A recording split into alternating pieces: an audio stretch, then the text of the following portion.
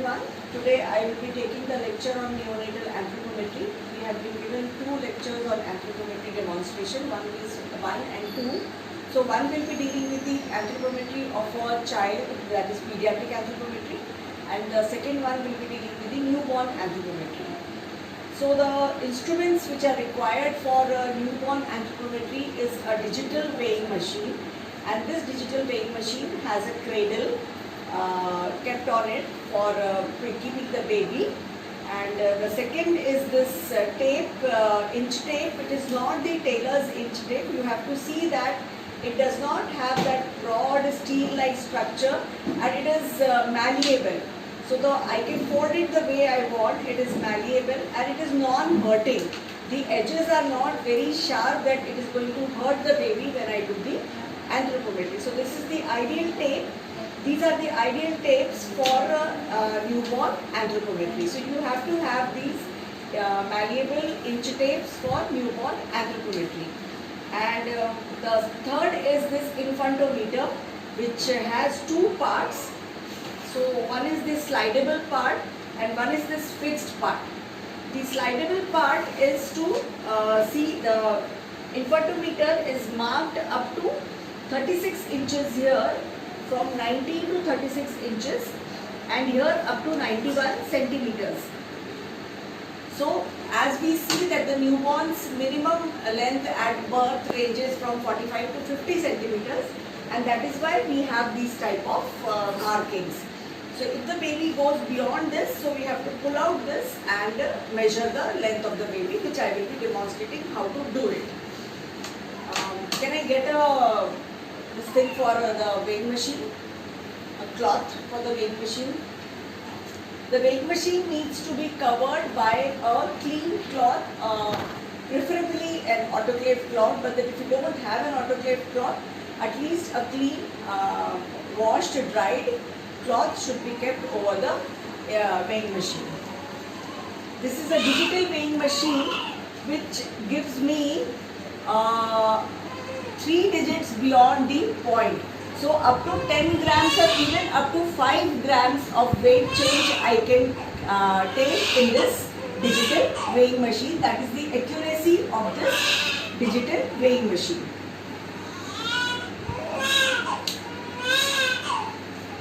Here I have this clean, dried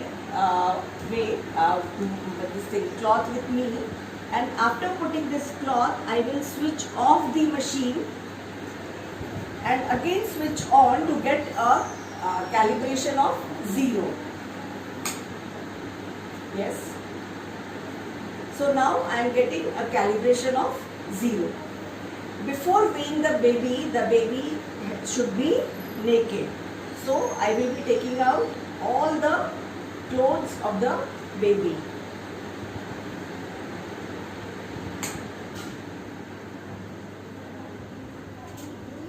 Yes, that is also very important, that the fan of the room should also be closed.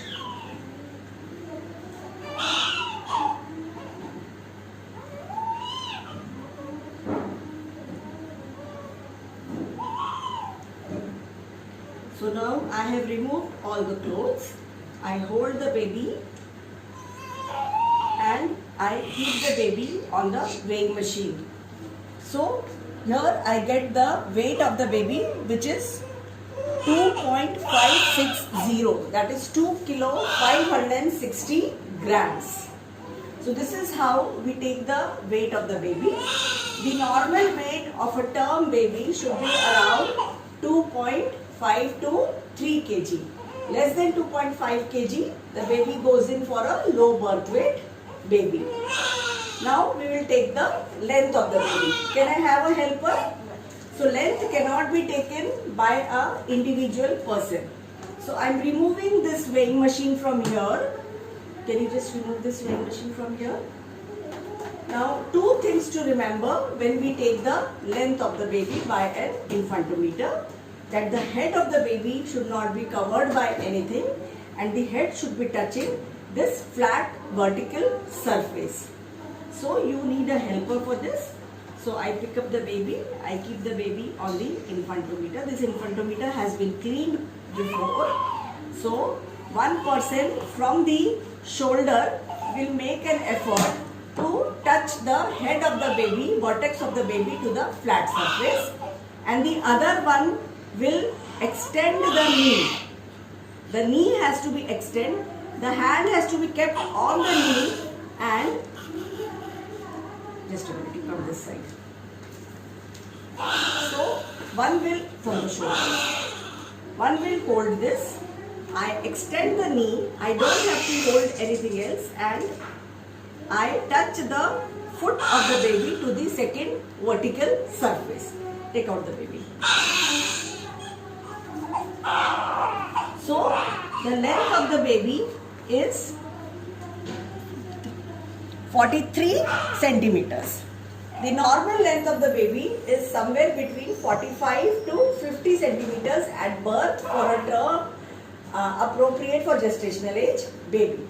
So this is one of the way of taking the length. If I don't have this infantometer, there is another way by which I can take the length of the baby, and for that again I need what? Two hard surfaces. So I have these two books. So one book is kept at the head end and the another book is kept at the foot end. The knees extended, and keep that book straight. Yes. So now when I get these two books from the inside, because the foot was inside and even the head was inside. No, take.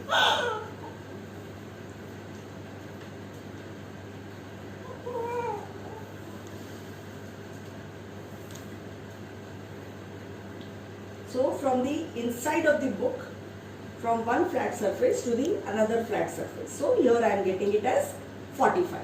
Okay. So it's almost equal. There I was getting 43 and here I am getting 45. So difference of 2 centimeters, which is acceptable. So these are the two methods. So if you have an infantometer, that is the ideal way to take the height, length of the baby. And if you don't have the infantometer, two hard surfaces, whatever they might be, can also be used to take the length of the baby. Now the third and the most important part of the anthropometry of a newborn is taking the head circumference. And to take the head circumference, take it from the centimeter side. Okay, so this is, if you see, these are 1, 2, 3, 4, 5, 6, 7, 8, 9, 10, the centimeter side, and this is the inch side. So we will take it from the centimeter side. And what is this technique called as? It is called as overlapping technique. So from the most protuberant occipital surface to the front of the forehead, okay, nasion we call it, and we do a overlapping. So at 10 if I take, it is coming as 41. Okay, so the head circumference is 31 centimeters. Now maybe I am wrong here, so I will again one more time like to take a head circumference, and now if I do it, it is 32 centimeters. Okay, so 10 and 42, so you minus 10 from 42, so what you get is 32 centimeters. So you should always, where the baby is moving, you should always recheck your measurement twice or thrice and see whichever is the best, that should be taken for the measurements.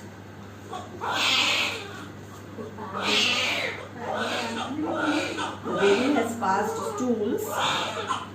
Now this, another one which is important but not very much used nowadays is the sitting height, or what we call it as the crown rump length. So you make the baby sit on a surface with the spine straight and again keep another flat surface on the head of the baby. This is very heavy. Can I have something light to be kept on the head? X-ray. Take that X-ray. Baby should be straight. The spine has to be straight. So give it this. So this is another one which is it has to be more stiff because the X-ray can also fold. So like this, if I take, then 1% नीचे लो क्या है. So the 1% will now take the length. How much is it? 30. Just again see it once more. Baby's spine should be straight. It's 32. So 32 centimeters. So what does this tell us? When we took the head circumference was also 32 centimeters. So the crown rump length or the sitting height of the baby should be equal to the head circumference. That shows that there is no spinal deformity and the spine is normal. So sitting height and the crown rump length of the baby should be equal to the head circumference. So these are the measurements which we have taken. I have demonstrated the measurements which are to be taken. So first is the weight, which is taken on a digital weighing machine. Second is the length. We don't call it height because we are keeping the baby supine. And by an infantometer, or if you don't have an infantometer, with two hard surfaces. Third is the head circumference. And fourth is the crown rump length or the sitting height. These are the four things which we need to take. Then another thing what we need to take is the LS ratio. Though in newborn it is not much important, but still I would demonstrate you that is more important in the pediatric babies. So what we do is we palpate the pubic symphysis, and then we keep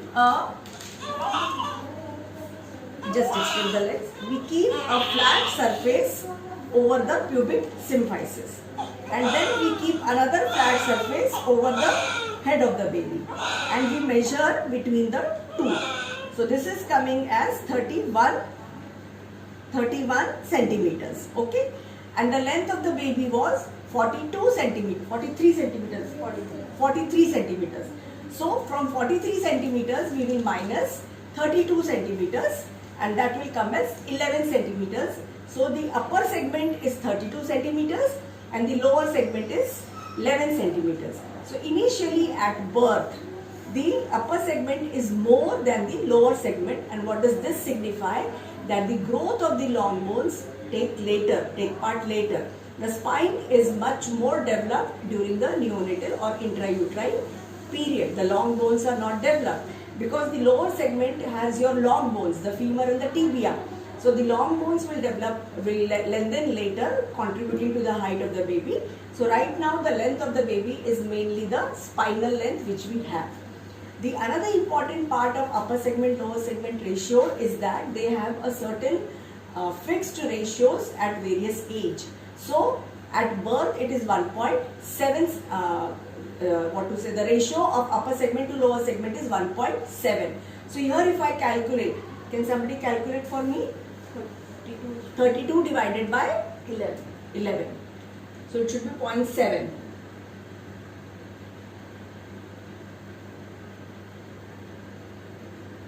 कितना रहा? नहीं तो 11 divided by 32 करो. नहीं. US upon LS.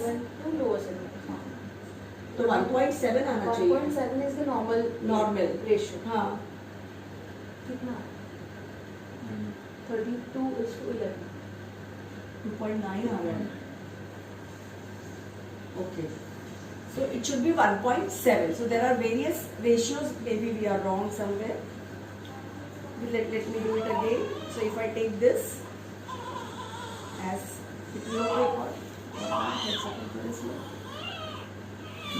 this is the one. ये straight रहना चाहिए, तुम्हारा भी straight रहना चाहिए. 10 से लो बेटा, बीच से लो, so that we are not wrong. लो इस साइड लाओ 38. Okay, this is 38 और तारा 10 पीछे करो तुम्हारा. 10 पे लो ना बेटा, तुम्हारा सामने जा रहा है, पीछे करो तुम्हारा. Kavya leave this thing. 10 है और इधर 40 है, तो 30 आ रहा है. ठीक है. So 30 and 13 को करो अभी divide. So there might be some what to say, mistakes in taking the this thing. The surface has to be really flat and it has to be a stiff surface so that it does not bend on this thing. 2.7. So, okay. So these are some of the measurements which we take for a newborn. Now I will give the newborn back to the mother, and we will go ahead with the importance of all these measurements. Can I just have the fan on?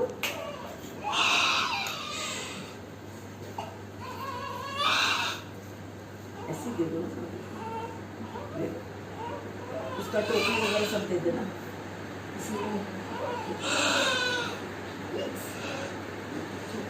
लगा थोड़ा था. So when we talk of weight, so the normal weight is 2.5 to 3.5 kgs for a normal newborn. Anything less than 2.5 is low birth weight.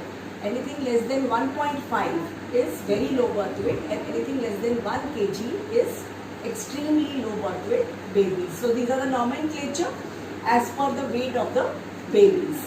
Every day we expect 20 to 30 grams of weight gain in a baby if the baby is getting adequate feeding. So in a month, if we say around 750 to 1 kg weight gain should be there if the baby is getting adequate breastfeed. So this is the importance of per day weight gain. So we will come to know whether the baby is getting adequate breastfeeding, and in spite of gaining adequate breastfeeding, if the baby is not gaining weight, means there has to be some problem with the baby, whether there is hypothermia, whether there is infection, and all such causes needs to be ruled out if the breast milk is adequate. Then more than 3.5 kg if the baby is there, that is more than 4 kg, we call it as large for large birth weight babies, and they are mainly seen in conditions like commonest is diabetes, gestational diabetes, or we call it as infant of a diabetic mother. So there you get a large baby. Then next is the length.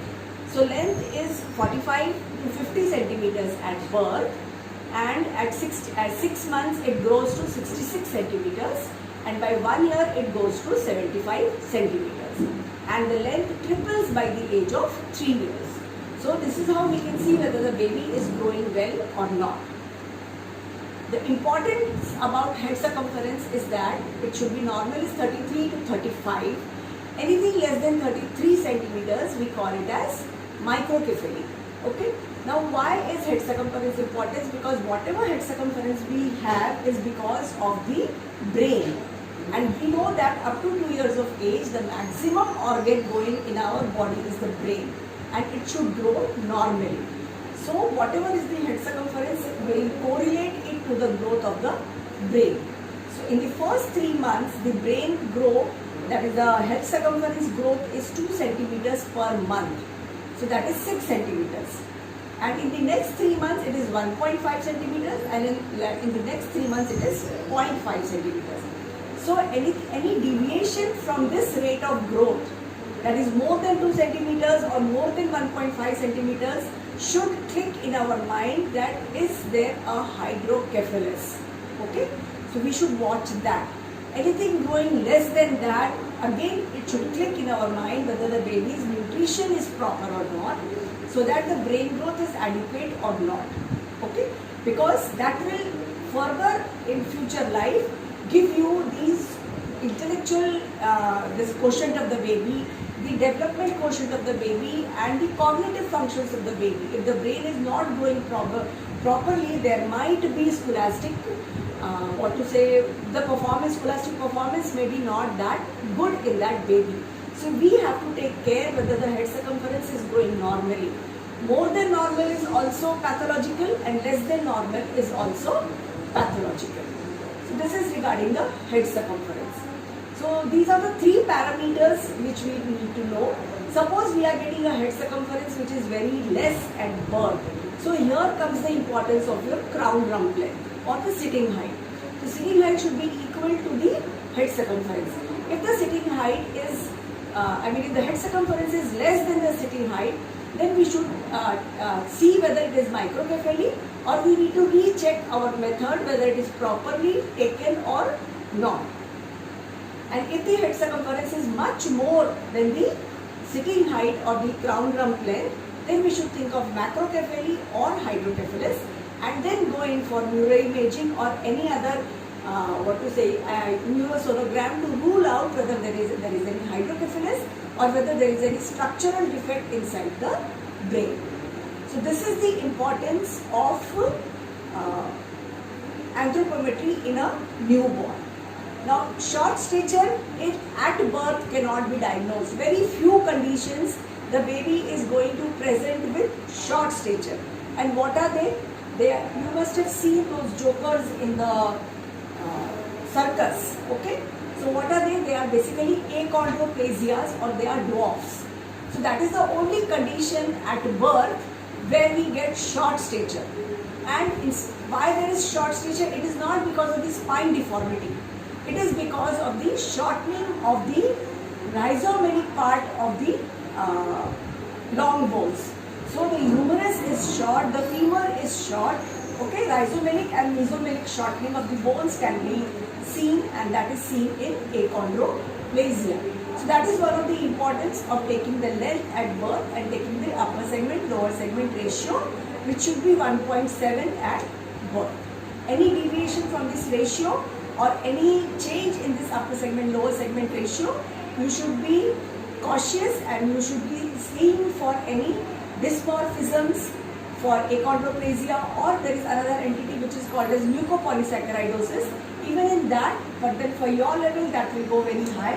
So mucopolysaccharidosis is another condition where we get disproportionate upper segment lower segment ratios. Thank you. Continue. One thing which I want to show you is that these are the growth charts which are used for newborn, and one is for male and one is for female. So there are different growth charts which we use for male and female. So what you can see here are three graphs. Okay. So this is one graph, this is one graph, and this is one graph. This is for weight, this is for head circumference, and this is for the length. So you see three lines in all the three charts. So what are these three lines? So these three lines are the centiles, which are important centiles for the newborn. What is the x-axis? X-axis shows you the gestation age in weeks.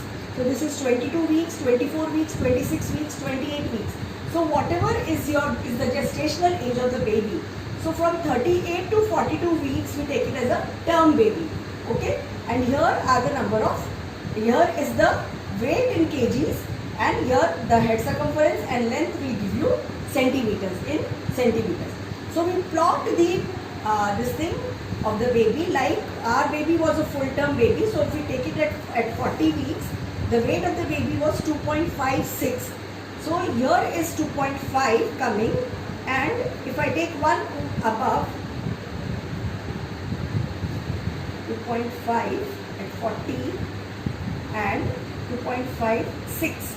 Okay, so this baby is falling down, somewhere down, but then as per our nomenclature we call it as a normal appropriate for gestational age baby. But looking at this chart, even 2.56 will go in small for gestational age.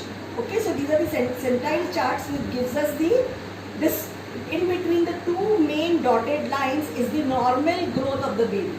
This is the 3rd centile, this is the 10th centile, this is the 50th centile, this is the 90th centile, and this is the 97th centile.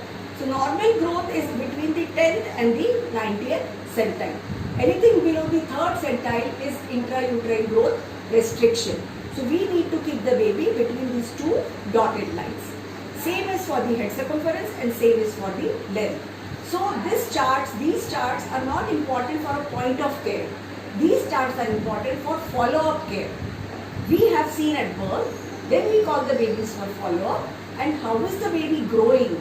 These charts will show us when we keep on continuously plotting the weight, head circumference and length of the baby, and then see whether the baby who was below the 3rd centile is now coming up or not with proper nutrition, or anything else needs to be done for this child to bring up the baby for proper growth. So these charts are very important These are to be there for each and every baby who is coming, for normal babies also and for preterm babies also, to see whether the growth of the baby is happening normally over a period of time. So not at a point of time, but for over a period of time, these growth charts have to be maintained to see how the baby is growing. So this is what I had missed, and now this completes the anthropometry of a newborn. Thank you so much.